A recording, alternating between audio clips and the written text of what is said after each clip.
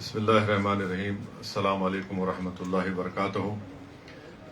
محترم جناب ماجد صاحب، شینشین پر تشریف فرما جناب محمد علی شبیر صاحب، سابقہ وزیر، سابقہ رکن اسمبلی و سینئر سیاسی قائد ریاست تلنگانہ و مشیر حکومت تلنگانہ، جناب خواجہ وراثت علی صاحب، ولایت علی صاحب، صدر Telangana union of working journalist union, جناب قمر الدین صاحب، سابقہ صدر نشین اقلیتی کمیشن، جناب بزرگ جناب فاروق ارغلی صاحب، سینئر صحافی، جناب بشارت علی صاحب، اسٹرکچرل انجینئر، جناب سرینواس ریڈی صاحب، جناب امر صاحب، آج کی اس محفل میں موجود سینئر صحافی، میں جناب ماجد صاحب کا شکریہ ادا کرتا ہوں کہ انہوں نے مجھے یہاں پر آنے کی دعوت دی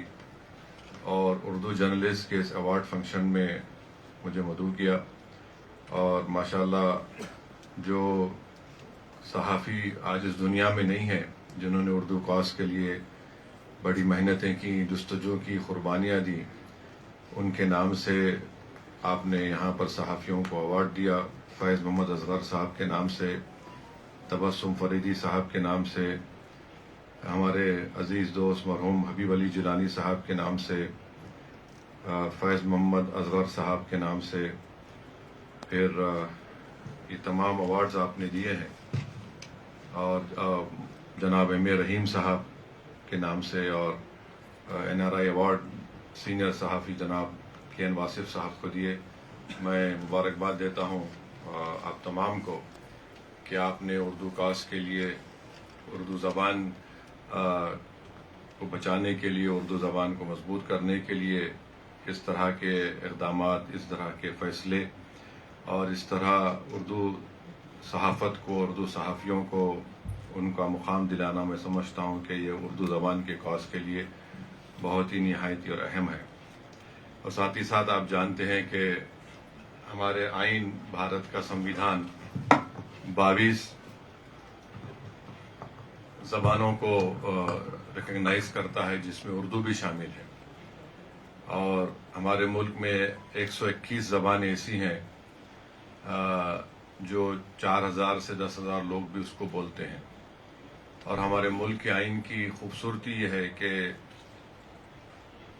ہمارا آئین کی دفعہ 30 یہ کہتی ہے کہ اگر آپ ایسی زبان بولتے ہیں جو اکثریتی طبقے کی زبان سے مختلف ہو، تو آپ کو آئین اس بات کی اجازت دیتا ہے، جو بنیادی حق ہے، فنڈامنٹل رائٹ ہے، کہ آپ اپنے پسند کے ادارے بھی قائم کر سکتے ہیں۔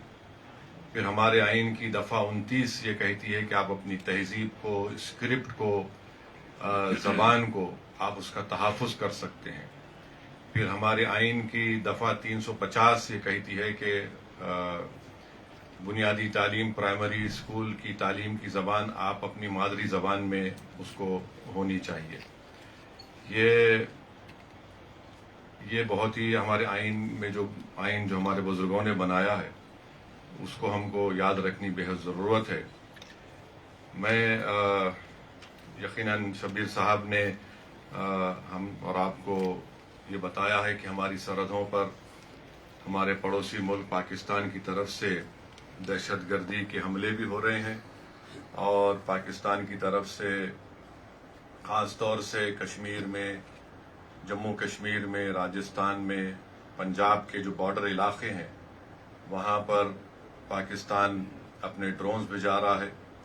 اور بڑی بدبختی کی بات ہے کہ پونچھ میں قریب 16 لوگوں کی موت ہوئی ہے، اور آج میں جب آ رہا تھا تو ہمارے فورن سیکرٹری کی پریس کانفرنس میں کہا گیا کہ راجوری کے اے ڈی سی جناب تھاپا صاحب کی بھی موت ہوئی ہے۔ اور ہم یہ بھی جانتے ہیں کہ پونچھ میں وہاں پر ایک مولانا ہے، ان کی بھی موت ہوئی ہے، اور پونچھ میں سکھ گردوارے پر بھی حملہ ہوا ہے، اور بہت سے سویلین لوگوں کی بھی وہ زخمی ہیں، موتیں ہوئی ہیں۔ تو ہم تمام ان کو تعزیت پیش کرتے ہیں، اور یہ بڑی تکلیف دہ بات ہے کہ جو لوگ ہم سے ٹوٹ کر اس ملک کو توڑ کر گئے ہیں اور 75 سال سے بار بار بھارت میں یہاں پر بھارت کو کمزور کرنے کے لیے، یہاں پر ہندو مسلم نفرتوں میں اضافہ کرنے کے لیے، بھارت کو ڈیسٹیبلائز کرنے کے لیے انہوں نے کوئی کسر نہیں چھوڑی ہے۔ اور میں تو یہ کہوں گا کہ لوگ پارٹیشن کے بارے میں بہت سی باتیں کرتے ہیں، مگر میرا ماننا یہ ہے کہ جو شرارت کرنا چاہتے تھے وہ توڑ کر چلے گئے، جو امن پسند تھے وہ ٹھہرے رہے یہاں پر۔ تو یہ حقیقت ہے اور اس حقیقت کو ہم کو سمجھنے کی ضرورت ہے۔ صبح میں دیکھ رہا تھا تو ہمارے پڑوسی ملک کی جانب سے کیا بہت سی باتیں ہوئی، مگر آپ کو ہمارے پڑوسی ملک کے بارے میں جان کر حیرت ہوگی کہ وہاں پر وہ اردو کو تو اپنی زبان مانتے ہیں مگر اس کو آفیشیل لینگویج کا سٹیٹس نہیں دیتے۔ یہاں ہم نے دیا ہے 20 زبانوں میں، اور وہاں پر صرف 7% لوگ اردو زبان بولتے ہیں اور وہاں پر قریب 40% لوگ پنجابی زبان کو بولتے ہیں۔ یعنی وہ جو سٹیٹس آج بھارت نے اردو زبان کو ان 22 لینگویجز کو ریکگنائز کیا جس میں اردو بھی شامل ہے، وہ پڑوسی ملک کے اس میں نیٹو لینگویج کا ان کو سٹیٹس نہیں دیا گیا ہے۔ میں جب یہاں پر آ رہا تھا جو بات آپ سے عرض کر رہا تھا تو پاکستان نے اب جو نیا حملہ کیا اس کا نام انہوں نے رکھا ہے کہ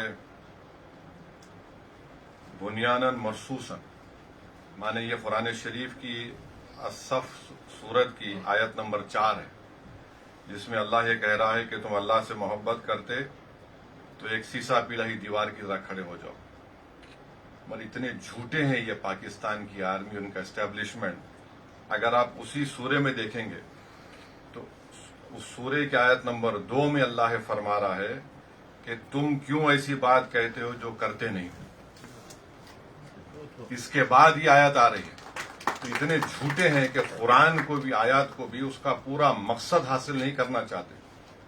اور یہ نہیں بول رہے کہ قرآن میں اللہ فرمایا کہ یا ایھا الذین آمنوا لما تقولون ما لا تفعلون، کہ تم کیوں ایسی بات کہتے ہو جو کرتے نہیں ہو، اور پھر آپ چلے گئے سیسا پلائی ہوئی دیوار کیا کہ بنیاناً مرصوصاً۔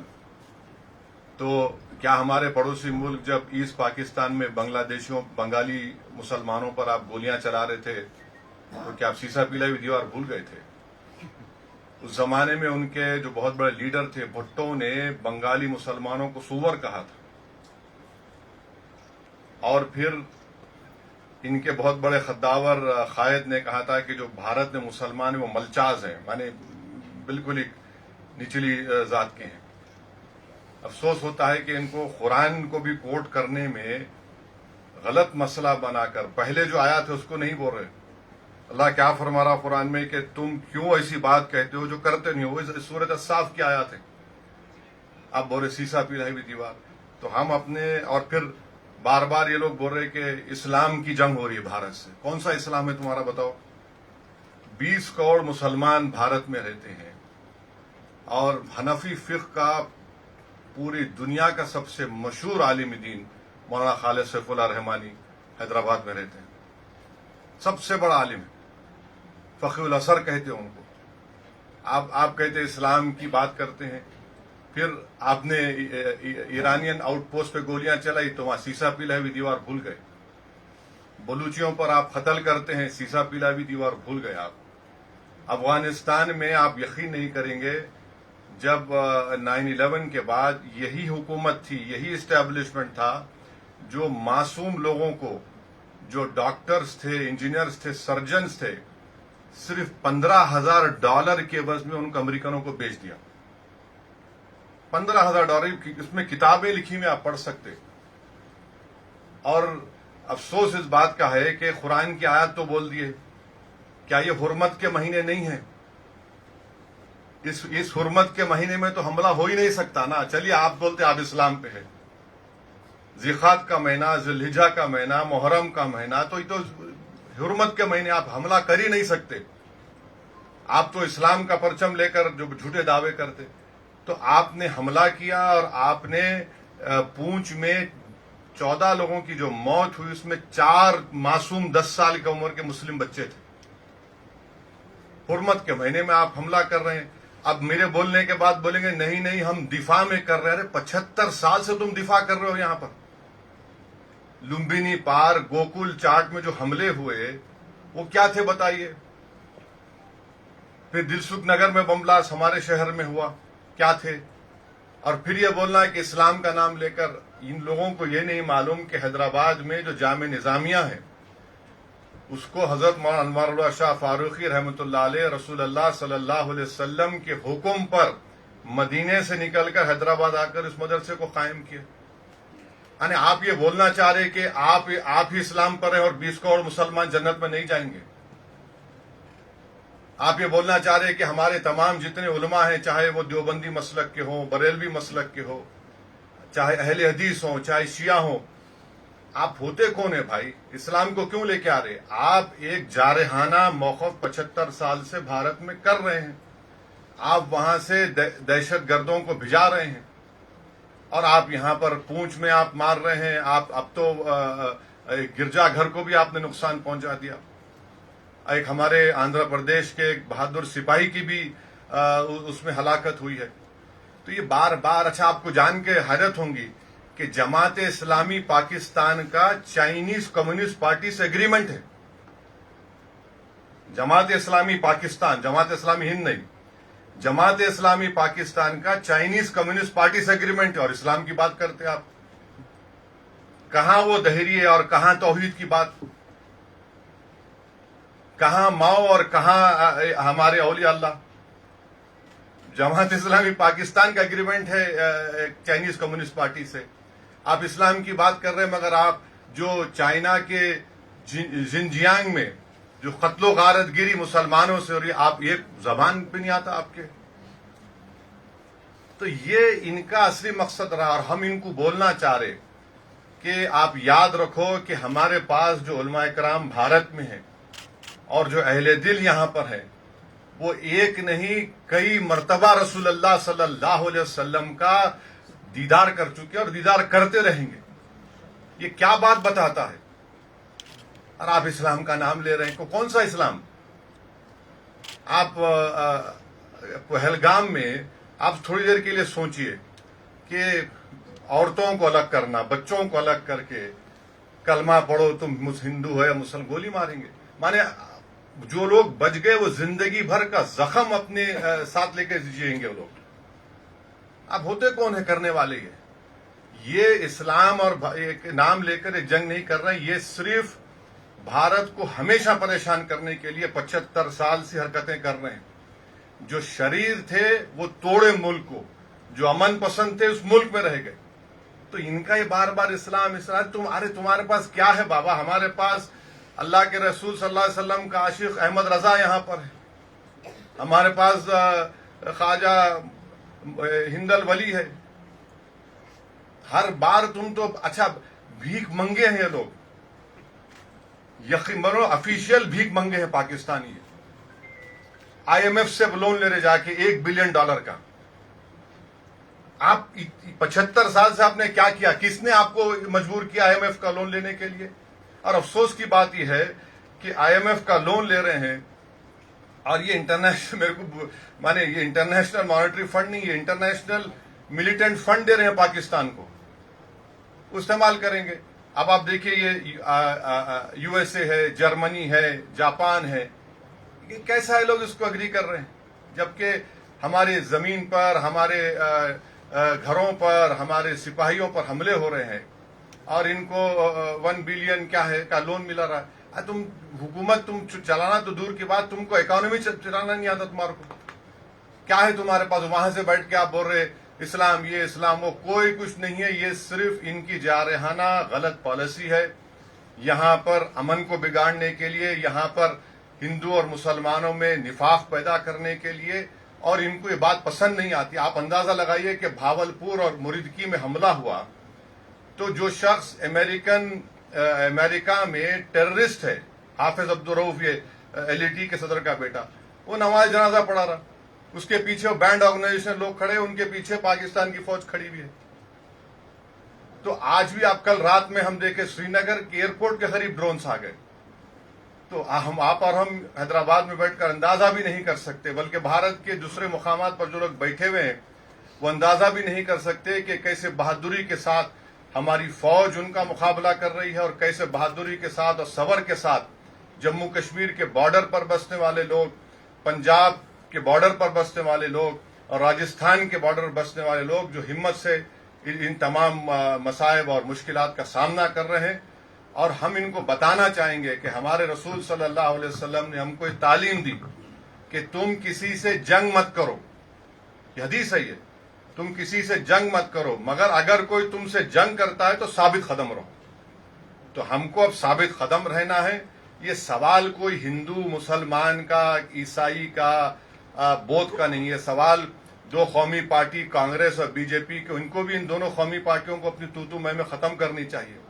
سوال یہ ہے کہ ہم کو ایک سیسا پی دیوار کی طرح ایسے ملک کے خلاف کھڑے ہونا ہے جو ساری دنیا کے لیے خطرہ ہے، بلکہ کبھی نہ کبھی کسی وقت پہ اس دنیا کو، اس دنیا کے ذی اثر لوگوں کو، ان کے لیڈرز کو طے کرنا پڑے گا کہ کیا اس ملک میں نیوکلیر بام رکھنے کی اجازت دی جا سکتی ہے. ان کے پاس جو نیوکلیر بام ہے اس کو ڈسارم کرنے کی ضرورت ہے، اس کو ختم کرنے کی ضرورت ہے. اور بار بار آپ بول رہے ہیں، کمینگی کی حد یہ ہے کہ سری نگر میں دواخانوں کو نشانہ بنایا گیا. اور یاد رکھیے وہ جو پونچھ کے مولانا کو جو انتقال ہو گیا، جو شہید ہو گئے، ان کو ایک ہندو ایم ایل سی نے اپنی گاڑی میں بٹھا کر اسپتال پہنچایا. اب یہ اور بات ہے کہ ہمارے گودی میڈیا نے کہہ دیا کہ ارے نہیں وہ مولانا کو، وہ پاکستان کے وہ فلاں تھے. تو ہم کو یہ کوشش کرنا ہے کہ ہم پورے لوگ ایسے وقت میں اپنے سیاسی اختلافات کو سے اٹھ کر جب ہم اپنی فوج کے پیچھے کھڑے رہیں اور فوج بے باکی سے مقابلہ کرے، اور پاکستان کا جھوٹا پروپیگنڈا یہ گرا دیے وہ گرا دیے، انہوں کچھ نہیں گراتے، انہوں خود انشاءاللہ گریں گے، دیکھیں گے آپ.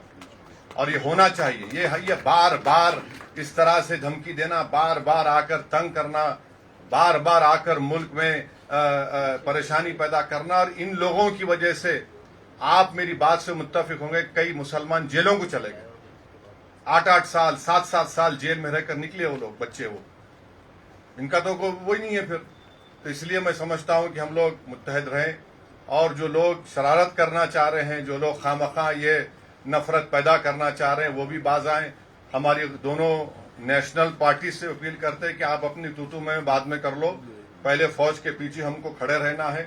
اور یہ جو بار بار مداخلت پاکستان کی طرف سے کی جا رہی ہے، ہماری سرکار نے کہہ دیا کہ ہم اپنے انٹینڈڈ آبجیکٹیوز کو حاصل کر لیے. اگر آپ ایسکیلیٹ کریں گے تو ہم پیچھے نہیں ہٹیں گے. اگر پاکستان ڈی ایسکیلیشن کرے گا تو وہ وہی رہے گا. اگر پاکستان ایسکیلیٹ کرے گا تو کوئی بھی ملک خاموش نہیں بیٹھے گا. اور میں یہ سب جو بار بار میں یہ کہہ رہا ہوں، کسی کی محبت میں نہیں کہہ رہا ہوں. یہ وطن میرا ہے. ہم اس وطن میں، ہماری ماں کی پیٹ سے اس وطن میں پیدا ہوئے، اور جب انشاءاللہ ایمان کے ساتھ ہم جائیں گے اس دنیا سے تو ہم اسی وطن کی آغوش پہ جائیں گے، چاہے میں ہوں یا شبیر صاحب ہو یا آپ تمام ہوں. تو یہ پروپیگنڈا جھوٹا ہے پاکستان کا. اسلام کا نام لے رہے ہیں. ارے تم مبارک مہینے میں کیسا تم کہتے اسلام کا نام لے کے تم بچوں کو مار دیے. تمہاری 2 نیشن تھیوری کو ہم نے پہلے ریجیکٹ کر دیا تھا. تو میں تمام سے آپ سے اپیل کر رہا ہوں آپ کے ذریعے سے، کیونکہ صحافیوں کے درمیان میں بولنے کا فائدہ یہ ہے کہ انفارمیشن جلدی سے دوسروں تک پہنچ سکتی ہے. تو میں پھر سے جناب ماجد صاحب کا شکر گزار ہوں کہ آپ نے ماشاءاللہ ایک بہت بڑے فنکشن کا انعقاد عمل میں لایا. اور ماجد صاحب، آخر میں آپ کو ایک بات کہوں گا کہ خواتین کو بھی ایوارڈ دیجیے.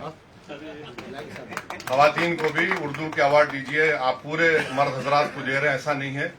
خواتین بھی بہت آپ کی جرنلزم میں ہیں، ان کا بھی آپ خیال رکھیے. یہ کیونکہ آپ کو اور ہم کو گھر کو جانا پڑتا ہے. تو یہ اس بات کا خیال ہے کہ بہت بہت شکریہ. السلام علیکم.